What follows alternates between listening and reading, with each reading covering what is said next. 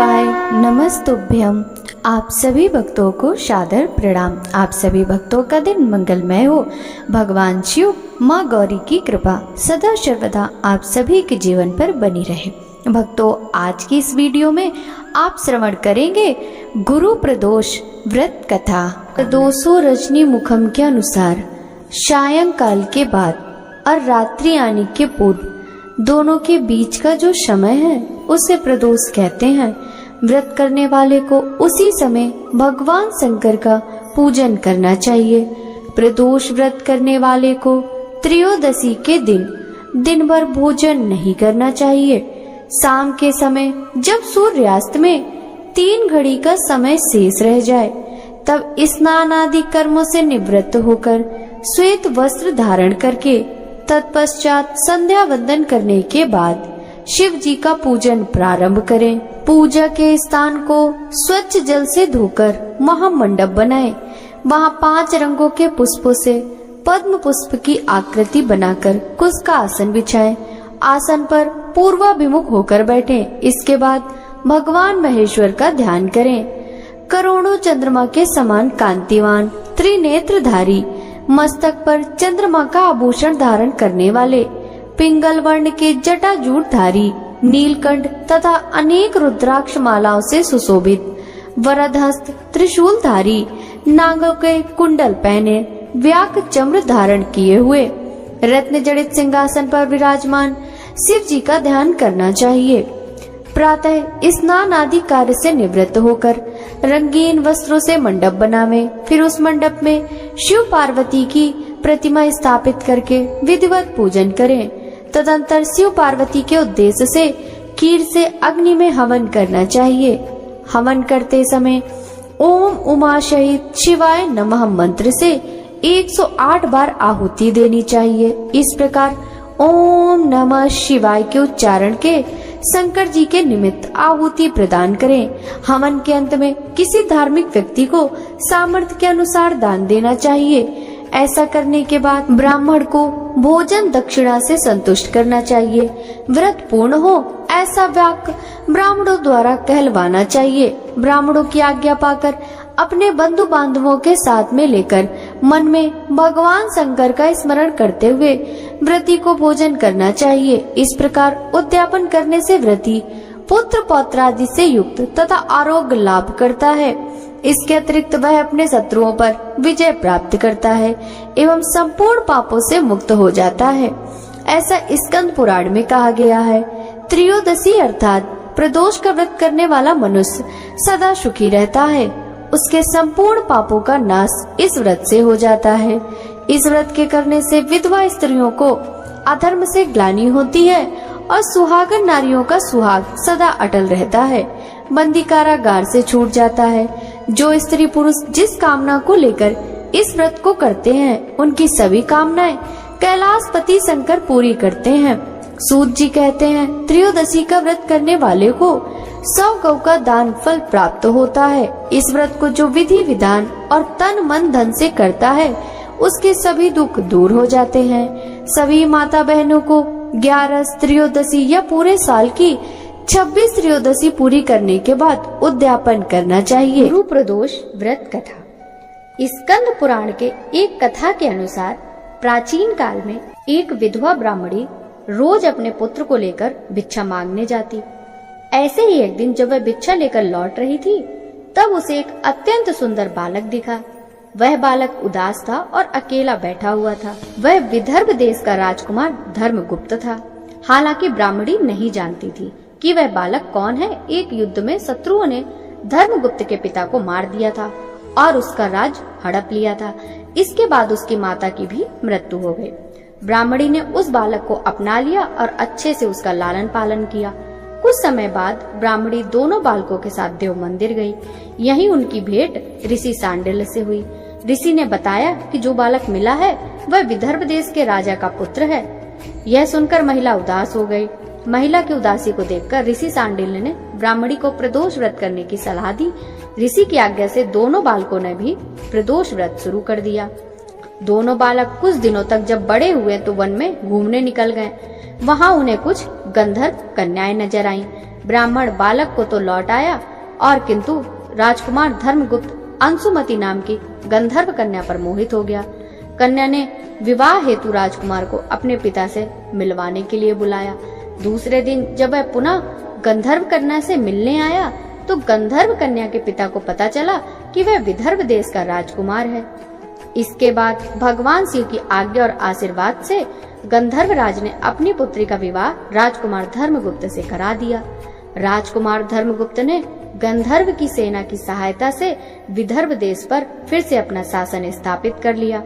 मान्यता है कि ऐसा ब्राह्मणी और राजकुमार धर्मगुप्त के प्रदोष व्रत करने का फल था। स्कंद पुराण के अनुसार जो कोई प्रदोष व्रत करता है तथा इसकी कथा सुनता या पढ़ता है, उसकी तमाम समस्याएं दूर होती हैं। गुरु प्रदोष व्रत की पौराणिक कथा। इस व्रत कथा के अनुसार एक बार इंद्र और वृत्तासुर की सेना में घनघोर युद्ध हुआ। देवताओं ने दैत्य सेना को पराजित कर नष्ट भ्रष्ट कर डाला। यह देख वृत्तासुर अत्यंत क्रोधित हो स्वयं युद्ध को उद्धत हुआ। आसुरी माया ने उसने विकराल रूप धारण कर लिया। सभी देवता भयभीत हो गुरुदेव बृहस्पति की शरण में पहुँचे। बृहस्पति महाराज बोले, पहले मैं तुम्हें वृत्तासुर का वास्तविक परिचय दे दूं। वृत्तासुर बड़ा तपस्वी और कर्मनिष्ठ है। उसने गंधमादन पर्वत पर घोर तपस्या कर शिव जी को प्रसन्न किया। पूर्व समय में वह चित्रनथ राम का राजा था। एक बार वह अपने विमान से कैलाश पर्वत पर चला गया। वहां शिव जी के वाम अंग में माता पार्वती को विराजमान देख वह उपहास पूर्वक बोला, हे प्रभु, मोह माया में फंसे होने के कारण हम स्त्रियों के वशीभूत रहते हैं, किंतु देवलोक में ऐसा दृष्टिगोचर नहीं हुआ कि स्त्री आलिंगन बद्ध हो सभा में बैठे। चित्ररथ के यह वचन सुन सर्वव्यापी शिव शंकर हंसकर बोले, हे राजन, मेरा व्यवहारिक दृष्टिकोण पृथक है। मैंने मृत्युदाता कालकूट महाविष का पान किया है, फिर भी तुम साधारण जन की भांति मेरा उपहास उड़ाते हो। माता पार्वती क्रोधित हो चित्ररथ से संबोधित हुई, अरे दुष्ट, तूने सर्वव्यापी महेश्वर के साथ ही मेरा उपहास उड़ाया। अतएव मैं तुझे वह शिक्षा दूंगी कि तू फिर ऐसे संतों के उपहास का दुस्साहस नहीं करेगा। अब तू दैत्य स्वरूप धारण कर विमान से नीचे गिर, मैं तुझे शाप देती हूँ। जगदम्बा भवानी के अभिशाप से चित्ररथ राक्षस योनि को प्राप्त हुआ और त्वष्टा नामक ऋषि के श्रेष्ठ तप से उत्पन्न हो वृत्तासुर बना। गुरुदेव बृहस्पति आगे बोले, वृत्तासुर बाल्यकाल से ही शिव भक्त रहा है, अतः हे इंद्र, तुम बृहस्पति प्रदोष व्रत कर भगवान शंकर को प्रसन्न करो। देवराज ने गुरुदेव की आज्ञा का पालन कर बृहस्पति प्रदोष व्रत किया। गुरु प्रदोष व्रत के प्रताप से इंद्र ने शीघ्र ही वृत्तासुर पर विजय प्राप्त कर ली और देवलोक में शांति छा गई। अतः प्रदोष व्रत हर शिव भक्त को अवश्य करना चाहिए। बोलिए शंकर भगवान की जय। ओम जय शिवे ओंकारा, हो शिव पार्वती प्यारा, हो शिव ऊपर जलधारा, ब्रह्मा विष्णु सदा शिव अर्धांगी धारा। ओम हरे हरे हरे महादेव, एकानन चतुरानन पंचानन राजे, हंसानन गरुड़ाशन वृषवाहन साजे। ओम हरे हरे हरे महादेव, दो भुज चार चतुर्भुज, दस भुज ते सोहे, तीनों रूप निरखता त्रिभुवन मन मोहे। ओम हरे हरे हरे महादेव, अच माला वन माला मुंड माला धारी, चंदन मृग मद सोहे, बाले शशिधारी। ओम हरे हरे हरे महादेव, श्वेतांबर पीतांबर बागांबर अंगे, सनकादिक ब्रह्मादिक मुनियादिक संगे। ओम हरे हरे हरे महादेव। कर मध्य कमंडल चक्र त्रिशूल धरता, दुख करता सुख करता, जग पालन करता। ओम हरे हरे हरे महादेव।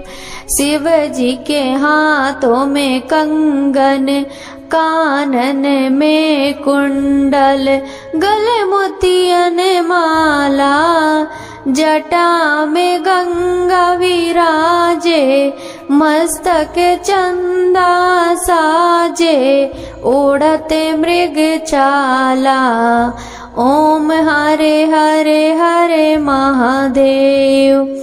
64 योगनी गावत, नृत्य करत भैरो, बाजत ताल मृदंगा, अरु बाजत डमरू। ओम हरे हरे हरे महादेव। सच्चिदानंद स्वरूपा, त्रिभुवन के राजा, चारों वेद उचारत, अनहद के दाता। ओम हरे हरे हरे महादेव। सावित्री बावित्री, पार्वती अंगी, अर्धंगी प्रियरंगी, शिव गौरा संगी।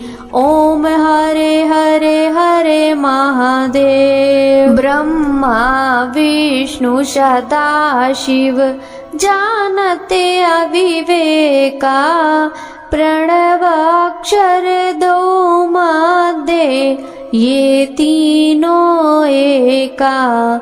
ओम हरे हरे हरे महादेव।